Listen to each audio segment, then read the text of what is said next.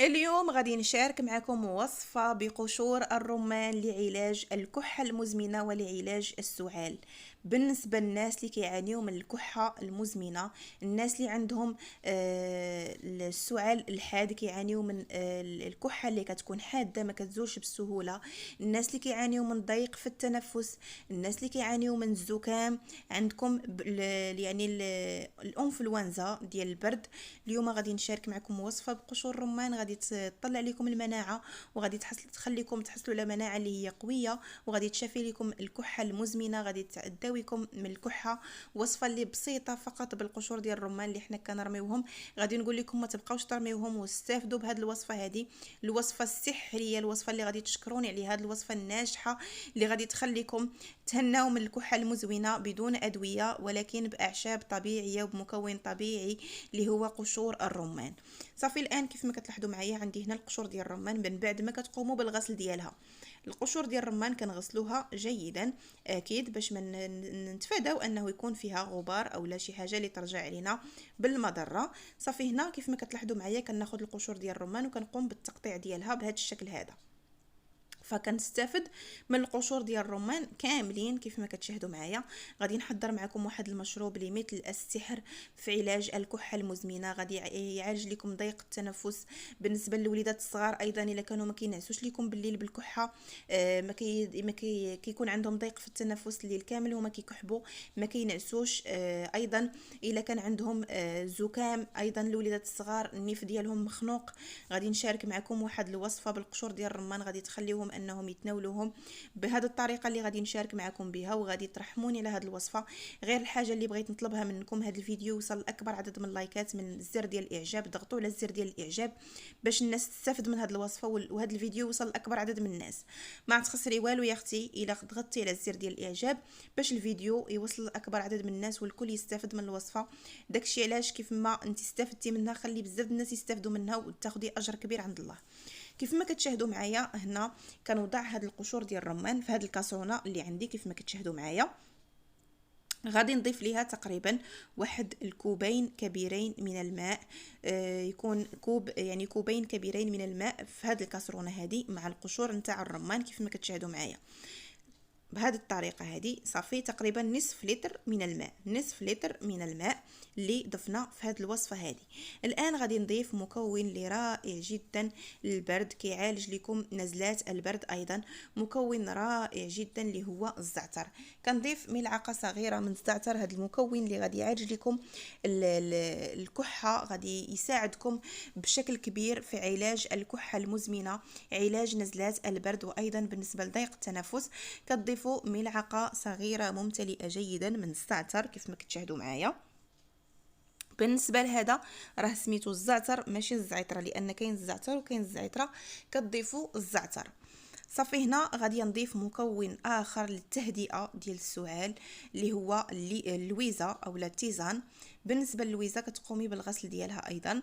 بالنسبه للناس اللي كتكون عندهم ضيق في التنفس وما كيقدروش انهم يتنفسوا، غادي نشارك معكم هذا التيزان هذه او اللويزه، كتضيفيها في هذا المشروب هذه، كتقوم بالتهدئه ديال الصدر ديالك باش ما كيبقاش مزير عليك وكتبقاي تسعلي، يعني كتبقاي تكحبي.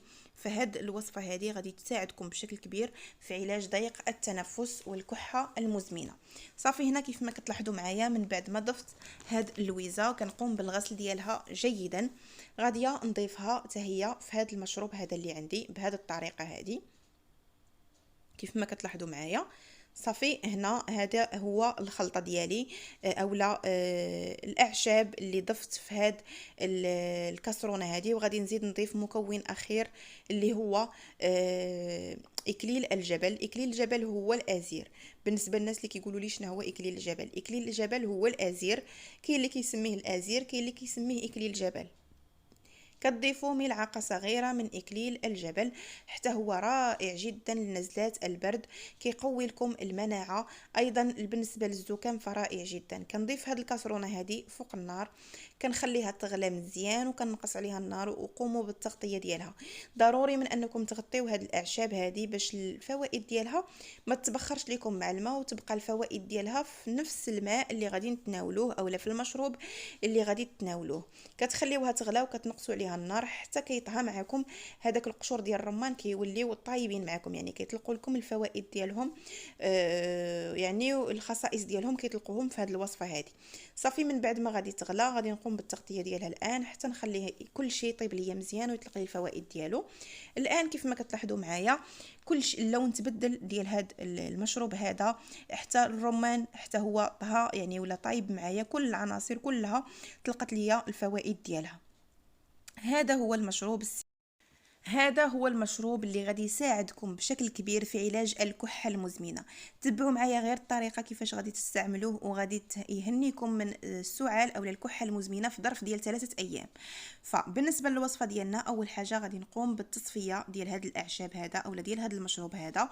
غادي ناخذ واحد الكاس اللي غادي تتناولوه ان شاء الله. كتاخدي واحد الكاس وواحد المصفاة، وغادي نقوم بالتصفية ديال هاد المشروب هذا اللي عندي كيف ما كتشاهدوا معايا.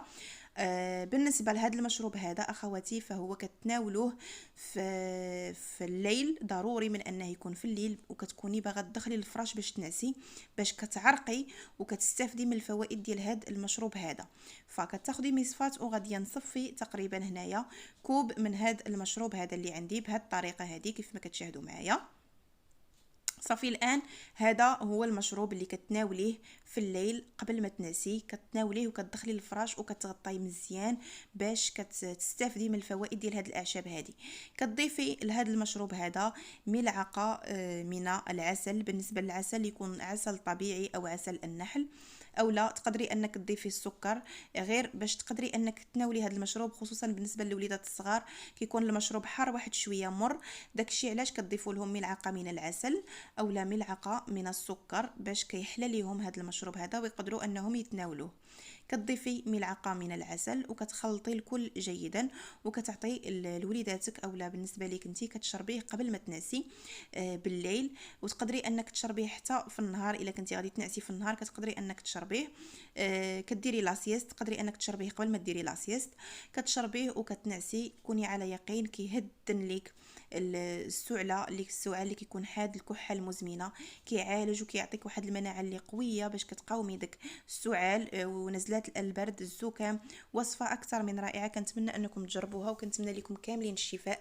بالنسبه لكل واحد كيشوف هذا الفيديو كيعاني من هذا المشكل هذا، ايضا بالنسبه للوليدات الصغار راها وصفه اللي زوينه ويقدروا وليداتكم انهم يتناولوها، خصوصا الا ضفتوا لهم السكر. الا عجبكم الفيديو ما تنساوش تخليو لايك في هذا الفيديو باش هذا الفيديو يوصل لاكبر عدد من الناس، وبزاف د الناس يشوفوا هذا الفيديو ويستافدوا من الوصفه. ضغطوا على زر الاعجاب، والف مرحبا بكم. كنتمنى تشتركوا في القناه، والسلام عليكم حتى الفيديو المقبل ان شاء الله.